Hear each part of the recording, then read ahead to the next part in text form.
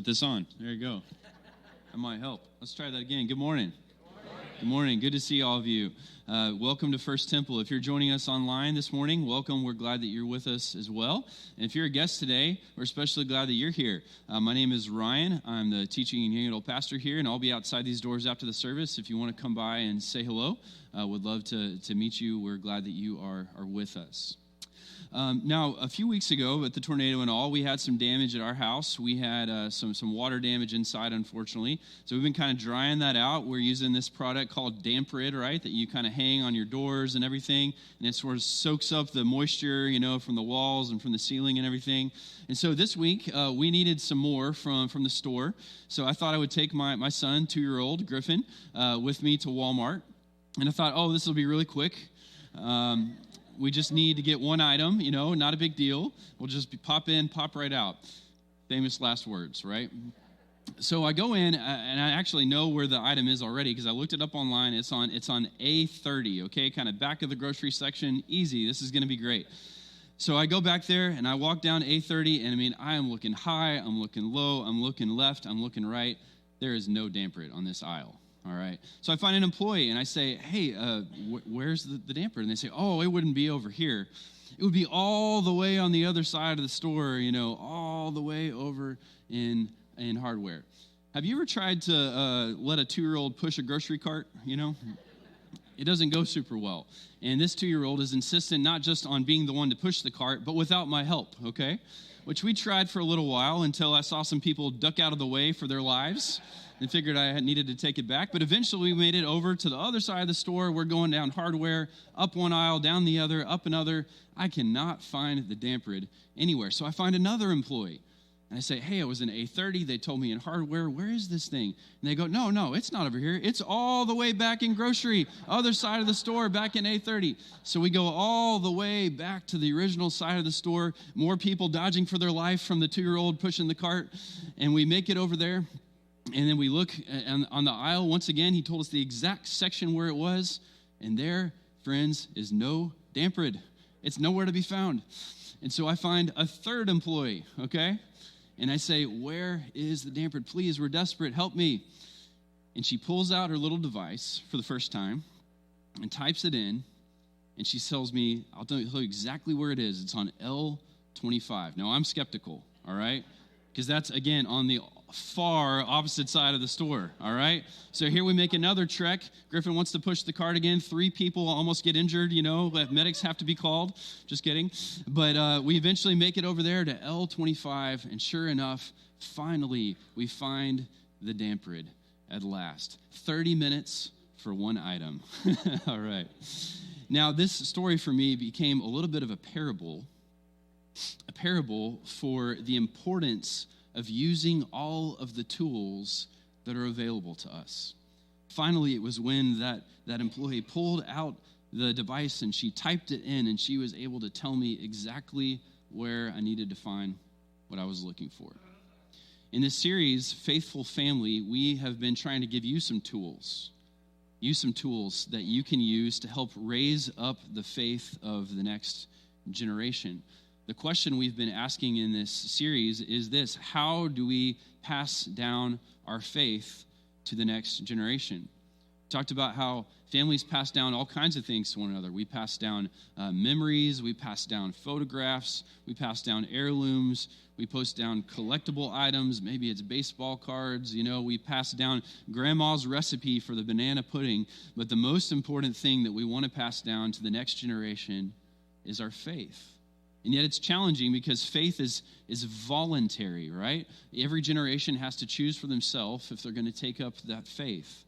And so it's tricky to pass down faith, and yet we want to do all that we can to pass down faith to the next generation. Now, some of us here this morning we have kids. Some of us have grandkids. Others of us are kids. Maybe we want to have kids. We don't know if we will or we can. But regardless of our situation, all of us are not going to live forever. Right? And so all of us have some invested interest in passing down our faith to the next generation. And so in this series, we've given you 2 tools so far. We've given you the tool of the home, which is the first tool we have to raise up faith It's our own as the parents' starting point of our faith our own faith becomes the starting point for the faith of the next generation. So we need to model faith and what it looks like for our kids and our grandkids to be grown up in the faith. We talked about the first tool is the home. The second tool was the church, that we're the family of God. And so we all pitch together to raise up one another's children, right? Because we care about one another. We become a community that is a family, not because of blood, but because of the blood of Jesus Christ, right? And then the third tool, first we had the home, second we had the church. The third tool today that we're going to talk about is the tool of the community. What it looks like for the community to play a role in raising up our faith and the faith of our children. This question about raising up faith has been with us for a long, long, long time. It goes all the way back to at least Moses. Because in the book of Deuteronomy, we find Moses asking questions about raising up the faith of the next generation. In fact, the book of Deuteronomy is a series of speeches that were given by Moses with that purpose of raising up the faith of the generation behind him. Moses was about to pass away. He would not go into the promised land.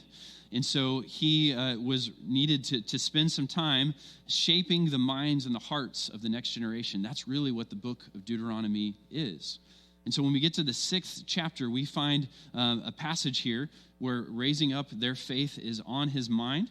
And we come to verse 1 of chapter 6. We've looked at this passage several times in our series. And it says this.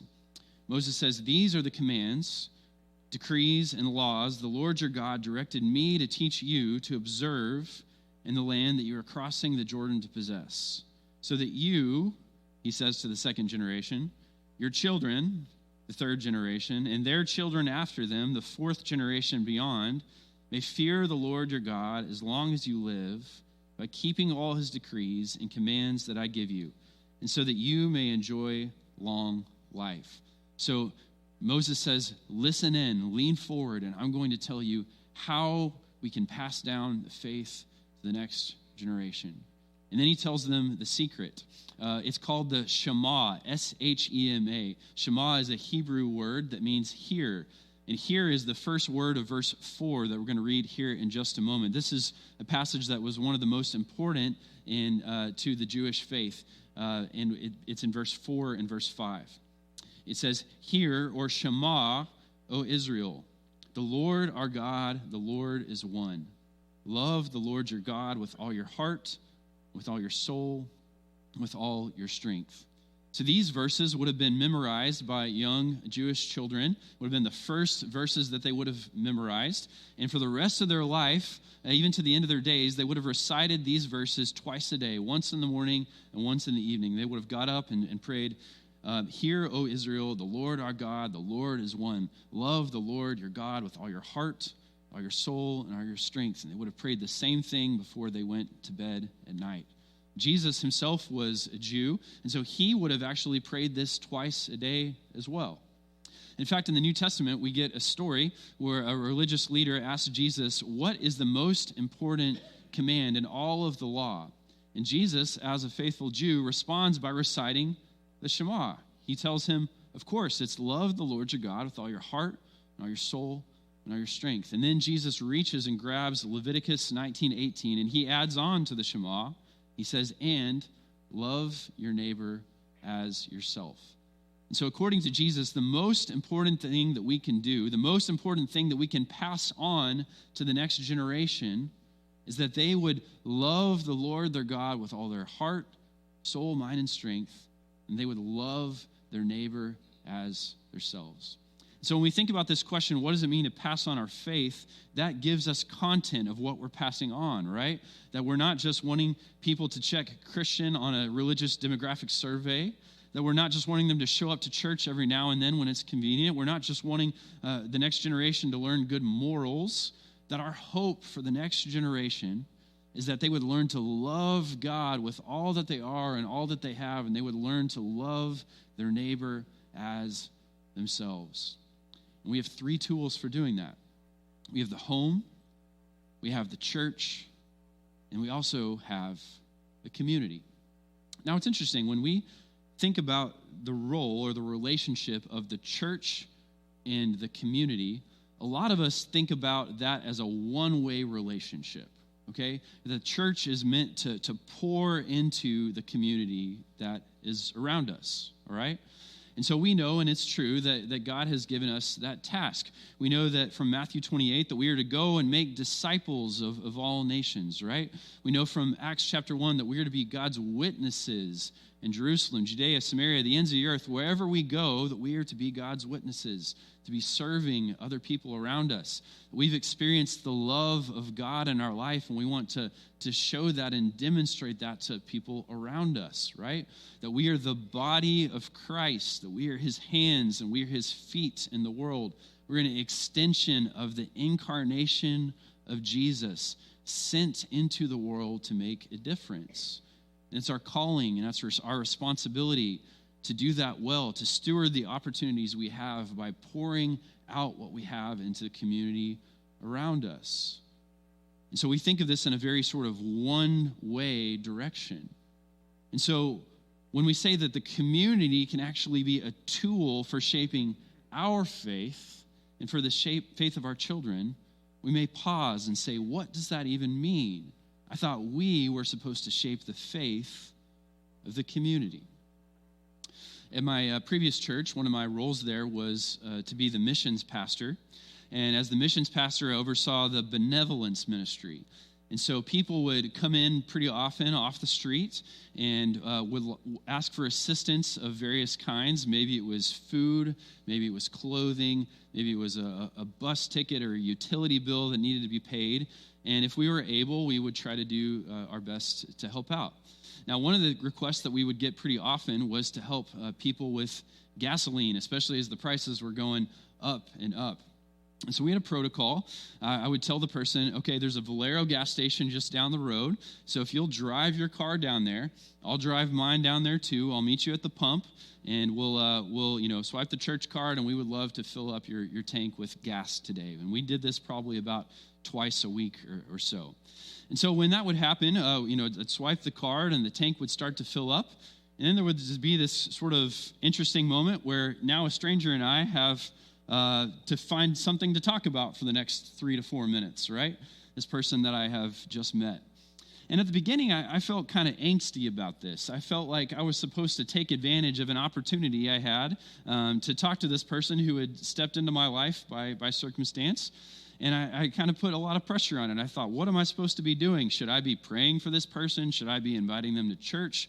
Should I be saying something about God? Should I be helping them fix an issue that they have going on in their life? Like, how should I be spending these minutes that we have together?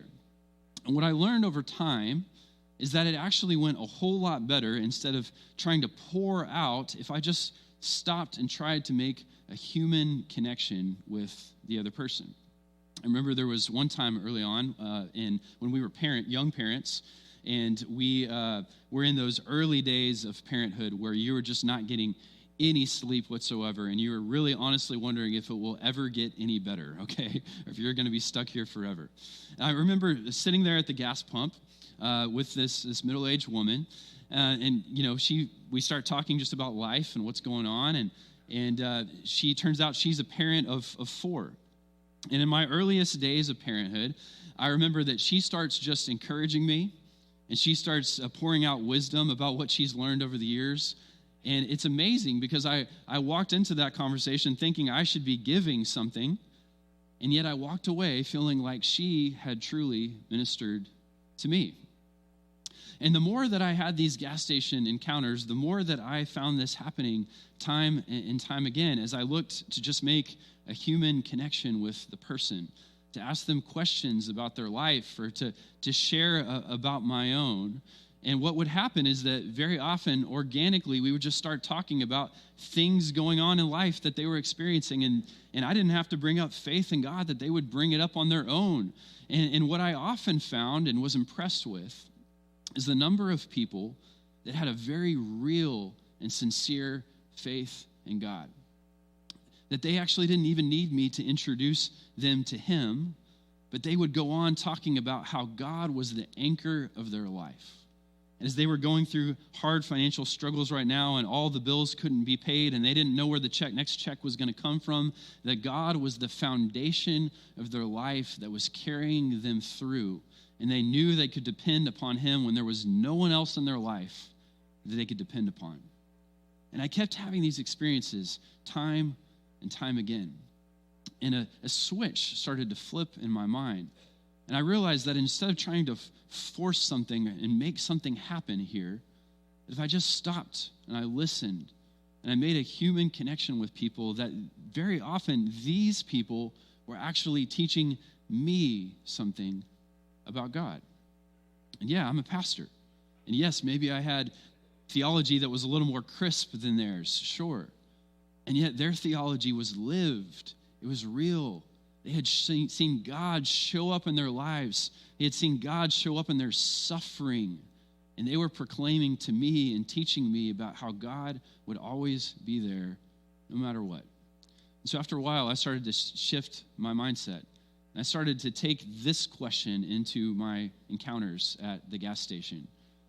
What can this person teach me about God? And it's amazing because every day, as we go throughout our lives in the community, rubbing shoulders with people at the grocery store or your place of work or in the neighborhood, you're rubbing shoulders with people that we feel, rightly so, some pressure to pour into their lives. And we have a calling that we are to take what we've given and to share it with them. And my goodness, we need to be faithful with that. And yet very often when we can slow down and we can see these people for who they are and really listen to their stories and their experiences, what we will often find is that they also have things to tell us and to teach us about God as well. And so while we have Matthew 28 and we have Acts 1 about going to be a witness wherever we go, the scriptures also give us an indication that maybe we don't have God figured out. When you read through the Gospel of Mark, this is a trend that we see time and time again. You see Jesus has his 12 disciples, his 12 closest friends that are walking through everyday life with him. They're spending lots of time with him for 3 years, right, of his ministry. And yet very often the theme in the Gospel of Mark is that the disciples simply do not get it. They are confused about who Jesus is and confused about why he's here. And they have misunderstanding about misunderstanding even after spending 3 years with Jesus. A few weeks ago, David Proctor stood right here and he shared the story with us from Mark chapter 7 about Jesus and the Syrophoenician woman. Jesus had an encounter with this woman who would have been considered an outcast in society. And the disciples were very confused why Jesus would give her the time of day at all. And yet as Jesus spent those moments with her, the words that eventually came out of his mouth were, "Woman, great is your faith." Those were words that Jesus had not even said to his disciples who spent every day with him. We see this trend all throughout Mark. We see Jesus on the boat, traveling with his disciples, and the winds and the waves are crashing all around them, and the disciples are lacking faith, scared for their lives, and Jesus says a word, and the seas go still. You see, even the wind and the waves know who Jesus is, when his disciples do not. We see stories about Jesus encountering demons, and Jesus speaks words, and the demons freeze in their tracks, and they leave people. Even the demons know who Jesus is. And yet, Jesus' disciples are confused. And then we get to the crucifixion, that final scene when Jesus is hanging on the cross, and the disciples are nowhere to be found. They have scattered to the winds. And who is standing at the foot of the cross but a Roman centurion, a soldier? This is the only scene of Jesus he gets.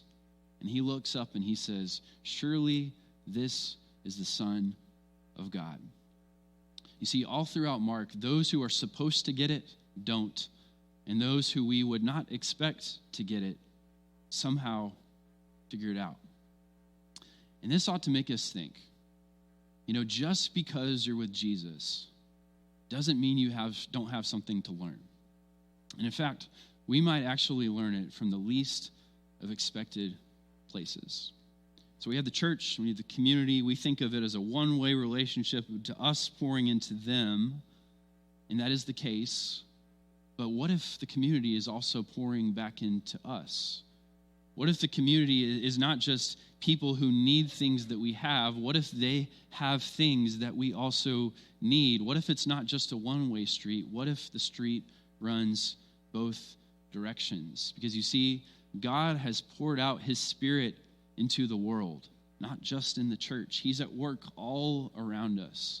And if we will listen and pay attention to what he's up to when we leave these doors, we will find that we are always learning and growing to see God and people that we may not have ever expected to see him in.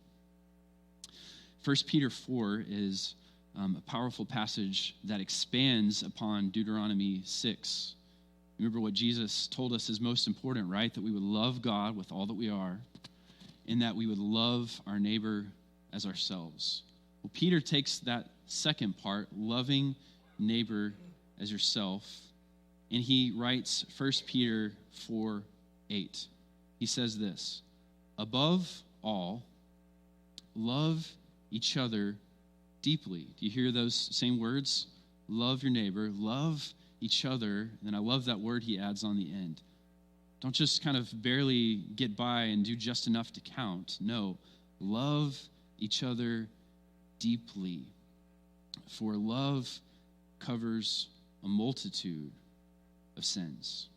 You know, I find that there are two ways that we can love each other deeply when it comes to the community. One of those ways is to do things for other people that they need, right? And we've been called to go and serve and make a difference in the world, to sacrifice our own well-being for the good of others, to put other people first, to deny ourselves and pick up our cross. And so our time and the resources we have should be used not just on ourselves, but on the good of other people. So the first way that we can love others deeply is by serving and by sacrificing, for doing things for them. There's another way that we can love others deeply, and it's a way that is very often overlooked. It's a way that doesn't involve doing, or necessarily talking. It's a way that involves listening, and listening not even to care, although that's part of it, yes. We care for someone, but we also are listening to learn. You see, the second way that we can learn to love others deeply is by taking people seriously who others may not take seriously. We can love people by offering them dignity when others would not, by letting their voice matter in our lives, by letting their presence matter to us, by daring to believe that we could actually learn something from them, and that God could use the most unlikely of people. When we have that posture towards others, we are loving them deeply. And it's not because we did anything, just because we showed up to listen. And so, the church pouring into the community, but also the community pouring into the church. Doing things for people, yes, but also committing to see God in the most unlikely of places. And so let's get to the next generation, right? How can the community become a tool for raising up not just our faith, but the faith of the next generation as well?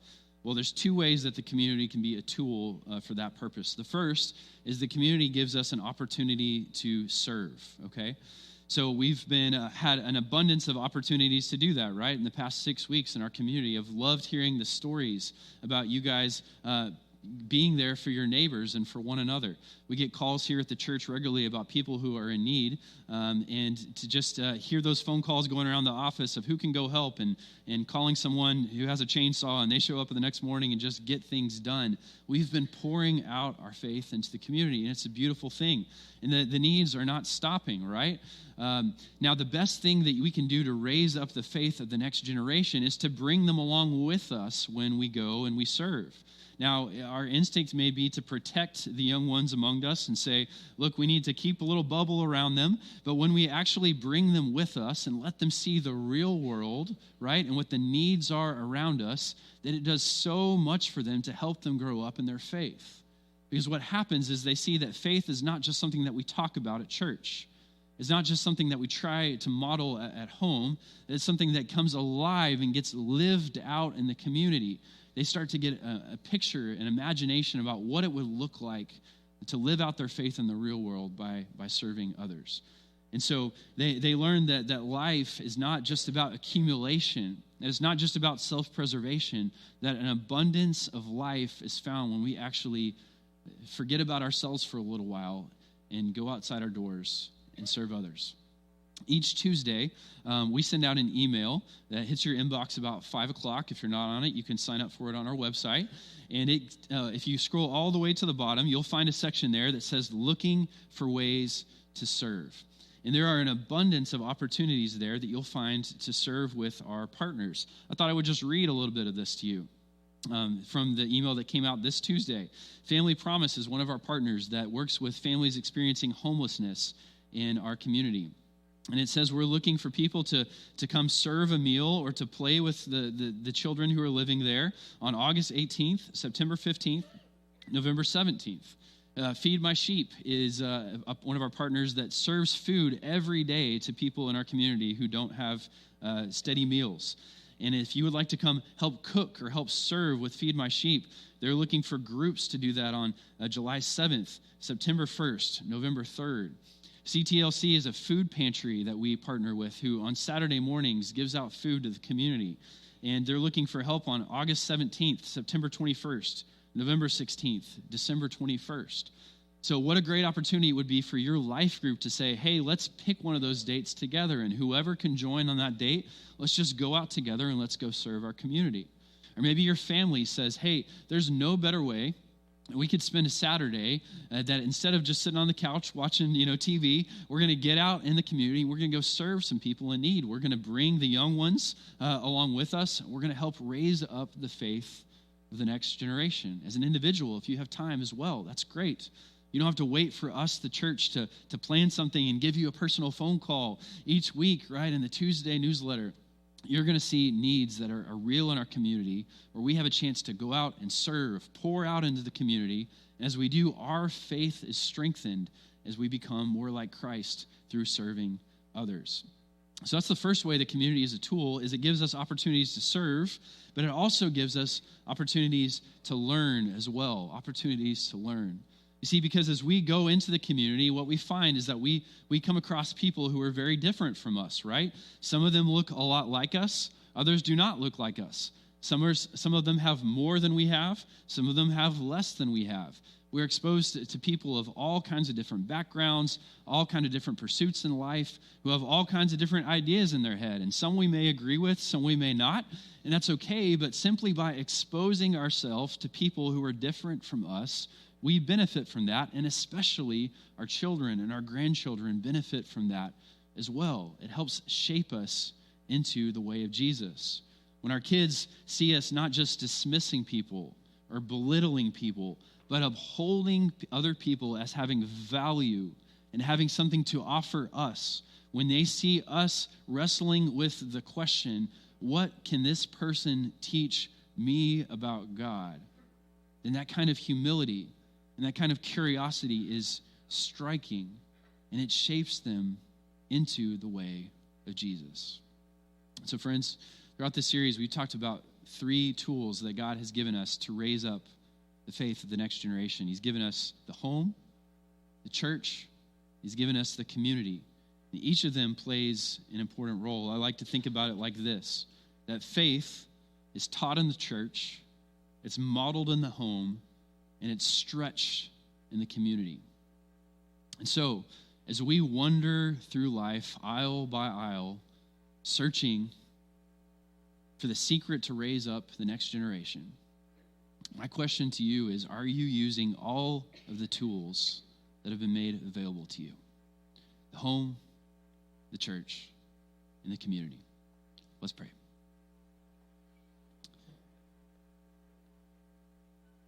God, we thank you for the gift of one another. God, we thank you that you have made us different from one another so that we can learn from one another. God, help us to be people who are humble and who never assume that we have you figured out. God, help us to use our homes to teach faith. Help us to use the church to model faith to one another. Help us to use the community to stretch our faith. God, we love you. We pray that you would be at work amongst us, you'd pour out your Spirit, and you would help raise up the next generation in this church and in this world. We love you and you commit all things to you.